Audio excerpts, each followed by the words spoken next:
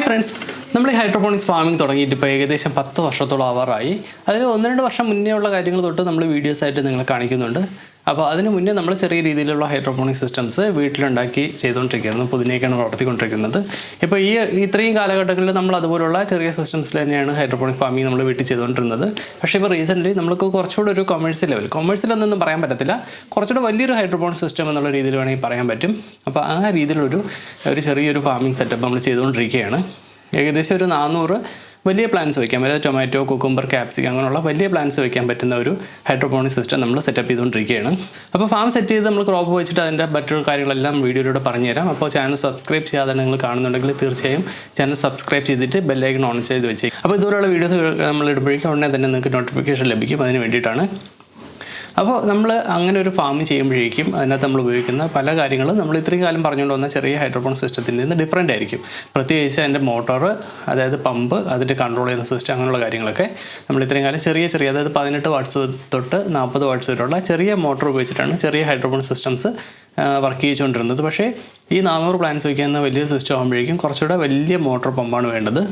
അപ്പോൾ നമ്മൾ അതിന് വേണ്ടിയിട്ട് യൂസ് ചെയ്യുന്നത് സാധാരണ 1.5 HP പമ്പാണ്. അപ്പോൾ അതിന് വേണ്ടിയിട്ടുള്ള കൺട്രോളറൊക്കെ ഡിഫറൻ്റ് ആണ്. അപ്പോൾ പറഞ്ഞു വന്നതെന്ന് വെച്ചാൽ 1.5 HP പമ്പ് നമ്മുടെ സാധാരണ പമ്പ് വർക്ക് ചെയ്യുന്ന പോലെ ഡെയിലി ഒരു 18 ഓൺ ഓഫ് സൈക്കിളും ഓരോ സൈക്കിളിനും 1/2 മണിക്കൂർ അല്ലെങ്കിൽ 1 മണിക്കൂർ ചോദിക്കുക എന്ന് പറഞ്ഞാൽ അത്രയ്ക്ക് എഫിഷ്യൻ്റ് ആവത്തില്ല, നല്ല പവർ എടുക്കും. അതുകൊണ്ട് നമ്മൾ ചെയ്യുന്ന സിസ്റ്റം എന്ന് പറഞ്ഞാൽ 1.5 HP എന്ന് പറഞ്ഞാൽ അത്യാവശ്യം നല്ല വാട്ടർ ഡിസ്ചാർജ് ഉള്ള പമ്പാണ്.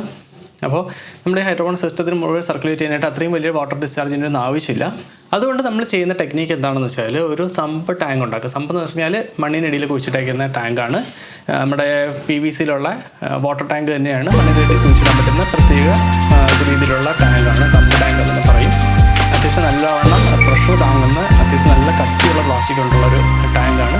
സാധാരണ എല്ലാ ഈ വാട്ടർ ടാങ്ക് ഉണ്ടാക്കുന്ന കമ്പനീസും സമ്പ് ടാങ്ക് ഉണ്ടാക്കാറുണ്ട്. നമുക്ക് സേഫായിട്ട് മണ്ണിനടിയിൽ കുഴിച്ചിടാം. അപ്പോൾ അങ്ങനൊരു സമ്പ് ടാങ്ക് ഉണ്ട്. അപ്പോൾ ആ ടാങ്കാണ് നമ്മുടെ മെയിൻ റിസർവെയർ. ഞാൻ വെച്ചിരിക്കുന്നത് 1000 ലിറ്ററിൻ്റെ ഒരു ടാങ്കാണ്. അപ്പോൾ 1000 ലിറ്ററിൽ നിന്ന് നമ്മൾ ഈ ഒരു 1.5 HP പമ്പ് വെച്ചിട്ട് നേരിട്ട് ഹൈഡ്രോപോണിക് സിസ്റ്റത്തിലേക്ക് അല്ല ന്യൂട്രിയൻസ് ഫീഡ് ചെയ്യുന്നത്. പകരം നമ്മളൊരു ഓവർ ടാങ്ക് വെച്ചിട്ടുണ്ട്. ഓവർ ടാങ്ക് എന്ന് പറഞ്ഞാൽ ഒരു 250 ലിറ്ററിൻ്റെയാണ്. അപ്പോൾ നമ്മൾ ചെയ്യുന്നത് എന്താ വെച്ചാൽ സം ടാങ്കിൽ നിന്ന് ഇത്തിരി പവർ കൂടിയ പമ്പ് ഉപയോഗിച്ചിട്ട് ഓവർ ടാങ്ക് ഫില്ല് ചെയ്യുന്നുണ്ട്. അതിനുശേഷം ആ ഓവർ ഹെഡ് ടാങ്കിൽ നിന്ന് ന്യൂട്രിയൻസ് ഗ്രാവിറ്റി വഴി നമ്മുടെ ഹൈഡ്രോപോണിക് സിസ്റ്റം മുഴുവനും ഒന്ന് സർക്കുലേറ്റ് ചെയ്തിട്ട് തിരിച്ച് സമ്പ് ടാങ്കിലേക്ക് തന്നെ വീഴുന്ന രീതിയിലാണ് സെറ്റ് ചെയ്തിട്ടുള്ളത്. അപ്പോൾ ഇങ്ങനെ വരുമ്പോഴേക്കും നമ്മൾ ഇല്ലാത്ത സമയത്ത് സമ്പ് ടാങ്കിൽ നിന്ന് വെള്ളം നന്നായിട്ട് പമ്പ് ചെയ്ത് നമ്മുടെ ഓവർ ടാങ്കിലേക്ക് പോകും. പിന്നെ ഗ്രാവിറ്റിയിൽ കുറച്ചായിരിക്കും പോകുന്നത്. അപ്പോൾ ഓവർ ടാങ്ക് പെട്ടെന്ന് നിറയും. അപ്പോൾ ആ സമയത്ത് നമ്മുടെ മോട്ടോർ ഓഫ് ആവണം. അതിന് വേണ്ടിയിട്ട് നമ്മളൊരു മോട്ടോർ ലെവൽ കൺട്രോളർ യൂസ് ചെയ്യുന്നുണ്ട്. അപ്പോൾ ഇന്നത്തെ വീഡിയോയിൽ അങ്ങനെ ഒരു വാട്ടർ ലെവൽ കൺട്രോളറിനെ പറ്റിയാണ് പറയുന്നത്. അപ്പോൾ ഈ ഒരു വാട്ടർ ലെവൽ കൺട്രോളറിൻ്റെ ഡീറ്റെയിൽസും ഇൻസ്റ്റലേഷൻ ഡീറ്റെയിൽസൊക്കെ ഒരുപാട് വീഡിയോസ് ചാനലിലുണ്ട്. അപ്പോൾ ഞാൻ അതിലോട്ടൊന്നും പോകുന്നില്ല. ബേസിക്കലി ഈ ഒരു സിസ്റ്റം എന്തുകൊണ്ടാണ് ഞാൻ വാങ്ങിച്ചത് മാത്രം പറഞ്ഞു പോകാം. വേറെ ഒന്നുമില്ല, നമ്മളിപ്പോൾ വാങ്ങിച്ചിരിക്കുന്ന മോട്ടോർ കൺട്രോളർ എന്ന് പറഞ്ഞാൽ ഇതാണ്.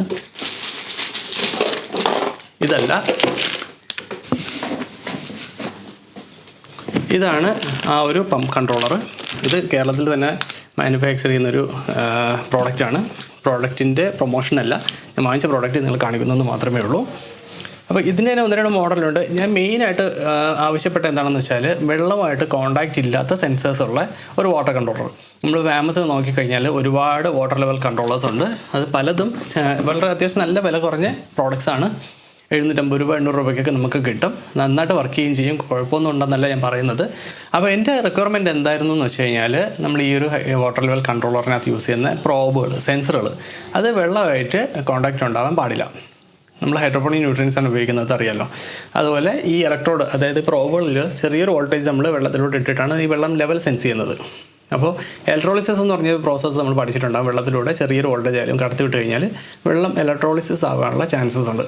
അപ്പോൾ ഇങ്ങനെ ഇലക്ട്രോളിസിസ് ആയിക്കഴിഞ്ഞാൽ എന്തെങ്കിലും പ്രശ്നമുണ്ടോ എന്ന് ചോദിച്ചു കഴിഞ്ഞാൽ എനിക്കറിയത്തില്ല. പക്ഷേ എനിക്ക് അങ്ങനെ ഒരു പ്രശ്നമായാലും എന്തായാലും അതെനിക്ക് ഉണ്ടാവണം എന്ന് താല്പര്യമില്ല. അതുകൊണ്ട് ഞാൻ നോൺ കോൺടാക്റ്റ് ആയിട്ടുള്ള സെൻസേഴ്സ് ഉള്ള ഒരു മോഡലാണ് അന്വേഷിച്ച് പോയത്. അപ്പോഴേക്കാണ് നമുക്ക് ഈ ഒരു പ്രോഡക്റ്റ് കിട്ടിയത്. അപ്പോൾ ഈ പ്രോഡക്റ്റ് വരുന്നത് സാധാരണ ഓവർ ഹെഡ് ടാങ്കിനകത്തുള്ള സെൻസേഴ്സ് മാത്രമാണ്. പിന്നെ ഞാൻ അവരോട് വിളിച്ച് ചോദിച്ചതിന് ശേഷം ഒരു സമ്പിൻ്റെ സെൻസേഴ്സും കൂടെ എക്സ്ട്രാ ഞാൻ വാങ്ങിച്ചിട്ടുണ്ട്. ഇതിന് ഏകദേശം ഒരു 3800 രൂപ 4000 രൂപയുടെ വിലയുണ്ട്. പിന്നെ ഇതിൻ്റെ അതായത് ഈ താഴത്തെ സെൻസേഴ്സിന് കുറച്ച് എക്സ്ട്രാ പൈസ കൊണ്ട് കിട്ടുന്നുണ്ട്. ഏകദേശം ഒരു 4200 രൂപയുടെ നമുക്കൊരു മുതൽ മുടക്ക് ഇതിനകത്ത് വേണ്ടി വന്നു. പക്ഷേ നമ്മൾ വാങ്ങിക്കാൻ പോകുമ്പോൾ അത്യാവശ്യം നല്ല ക്വാളിറ്റിയുള്ള സാധനം വാങ്ങിക്കുക. ഒന്ന്, ഈ സാധനം ഫെയിലാവാൻ പാടില്ല. കാരണം ഒന്ന്, നമ്മുടെ മോട്ടറിനെ അഫക്റ്റ് ചെയ്യും, പമ്പിനെ അഫക്റ്റ് ചെയ്യും. അത് അത്യാവശ്യം വിലയുള്ള പമ്പാണ്, ഹാഫ് HP പമ്പെന്ന് പറയുമ്പോഴേക്കും. അതുപോലെ തന്നെ അറ്റ് എ ടൈം നമ്മുടെ ന്യൂട്രിയൻസ് എന്ന് പറഞ്ഞാൽ 1000-1500 ലിറ്റേഴ്സ് ഉണ്ടാവും. ഇൻ കേസ് നമ്മുടെ കൺട്രോളർ നേരെ വർക്ക് ചെയ്യാതെ ന്യൂട്രിയൻസ് വേസ്റ്റ് ആയി കഴിഞ്ഞാൽ അത്യാവശ്യം നല്ലൊരു ലോസ് അതിനകത്ത് ഉണ്ടാവാൻ ചാൻസ് ഉണ്ട്. അപ്പോൾ ഈ കാരണങ്ങളെ കണ്ട് നമുക്ക് അത്യാവശ്യം നല്ല ക്വാളിറ്റി ഉള്ളൊരു പ്രോഡക്റ്റ് തന്നെ വേണം. ഇത് നമ്മളൊരു ടൈമറുമായിട്ടാണ് കൺട്രോൾ ചെയ്യുന്നത്. ടൈമറാണ് നമ്മുടെ ഡെയിലി റൂട്ടീൻ, അതായത് ഡെയിലി എത്ര പ്രാവശ്യം ന്യൂട്രിയൻസ് സർക്കുലേറ്റ് ചെയ്യണമെന്ന് തീരുമാനിക്കുന്നത്.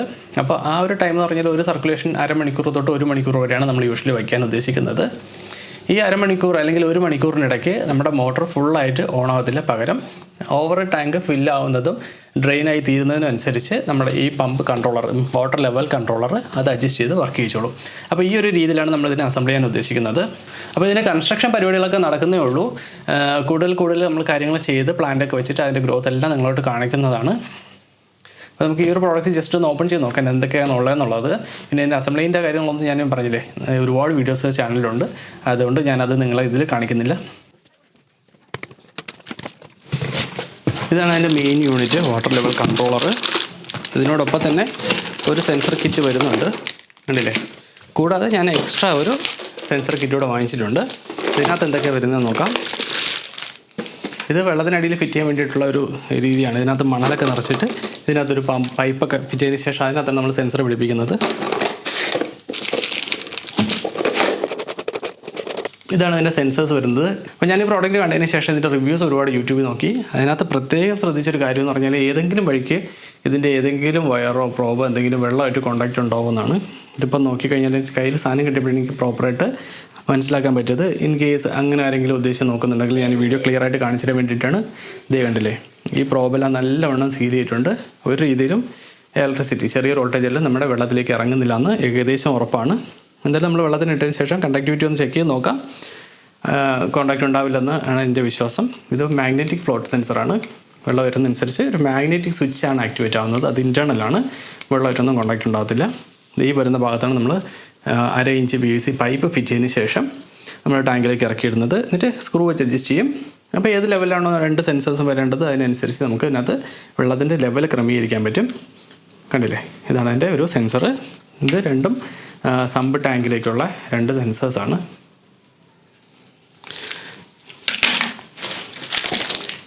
പിന്നെ ഓവർ ഹെഡ് ടാങ്കിൻ്റെ സെൻസേഴ്സെല്ലാം ഈ ബോക്സിനകത്ത് വരുന്നത്. ഇതിനകത്ത് പിന്നെ ഡ്രൈ റൺ ഡിറ്റക്റ്റ് ചെയ്യാൻ വേണ്ടിയിട്ടുള്ള ഒരു സെൻസറും കൂടെ ഇതിനകത്തുണ്ടാവും. അത് ഡ്രൈ റൺ എന്ന് പറഞ്ഞാൽ വെള്ളം ഇല്ലാതെ മോട്ടർ ഓൺ ആവാതിരിക്കാൻ വേണ്ടിയിട്ടുള്ള ഒരു സെൻസർ. അപ്പോൾ ഇതെല്ലാം കൂടെ ചേർന്നിട്ടാണ് നമ്മുടെ വാട്ടർ ലെവൽ കൺട്രോളർ ഉള്ളത്. സിമ്പിളാണ്, ഫിറ്റ് ചെയ്യാനൊക്കെ എളുപ്പമാണ്. കണ്ടില്ലേ, ഇതിനകത്ത് ഓട്ടോ മോഡുണ്ട്, മാനുവൽ മോഡുണ്ട്, പിന്നെ ഇത് ഓഫ് ചെയ്തിടാൻ പറ്റും. ബാക്കി കാര്യങ്ങളൊക്കെ യൂട്യൂബിൽ വേറെ വീഡിയോസ് നോക്കി കഴിഞ്ഞാൽ നിങ്ങൾക്ക് അറിയാൻ പറ്റും. ഒരുപാട് കാര്യങ്ങൾ പറഞ്ഞ് ഞാൻ നിങ്ങളെ ബോറടിപ്പിക്കുന്നില്ല. അപ്പോൾ ഈ ഒരു വീഡിയോയാണ് ഞാൻ ഉദ്ദേശിച്ചത്. ഇങ്ങനെ ഒരു വാട്ടർ ലെവൽ കൺട്രോളർ, നമ്മുടെ വീടുകളിൽ ഉപയോഗിക്കുന്ന വാട്ടർ ലെവൽ കൺട്രോളർ, ഒരു ഫാമിങ്ങിൻ്റെ ആവശ്യത്തിന് എന്താണ് ഇതുകൊണ്ടുള്ള ഉപയോഗമെന്ന് നിങ്ങൾക്ക് മനസ്സിലായെന്ന് വിചാരിക്കുന്നു. ഈ വീഡിയോ ഇഷ്ടമായെങ്കിൽ തീർച്ചയായും ലൈക്ക് അടിക്കുക. കൂടാതെ കൃഷിയെ സ്നേഹിക്കുന്ന മറ്റു കൂട്ടുകാർക്ക് ഷെയർ ചെയ്യാൻ മറക്കരുത്. ഇതുപോലുള്ള കൂടുതൽ കൃഷി വിശേഷങ്ങളും പുതിയ ടെക്നിക്സുമായി ഞാൻ വീണ്ടും വരാം. So stay tuned.